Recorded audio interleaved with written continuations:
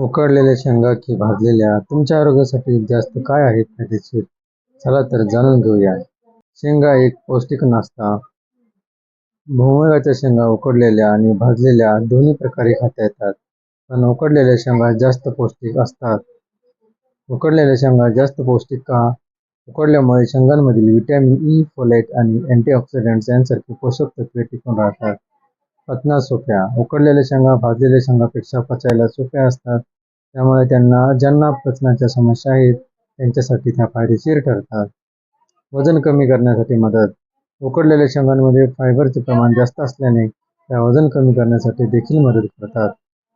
हृदयविकार आणि इतर आजारांपासून संरक्षण. उकडलेल्या शेंगांमधील पोषक तत्वे हृदयविकार, कॅन्सर आणि इतर संसर्गांपासून संरक्षण करण्यास मदत करतात. रक्तातील साखरेवर नियंत्रण. उकडलेल्या शेंगांमध्ये नियमित सेवन केल्यास रक्तातील साखरेची पातळी नियंत्रण ठेवण्यास मदत करते. भाजलेल्या शेंगांचे फायदे. भाजलेल्या शेंगांना एक वेगळा स्वाद असतो जो अनेकांना आवडतो. त्या लवकर तयार होतात आणि सहज उपलब्ध असतात. निष्कर्ष. दोन्ही प्रकारच्या शेंगा फायदेशीर असल्या तरी उकडलेल्या शेंगा जास्त पौष्टिक आणि पचनास सोप्या असल्याने त्या आहारात जास्त प्रमाणात असाव्यात.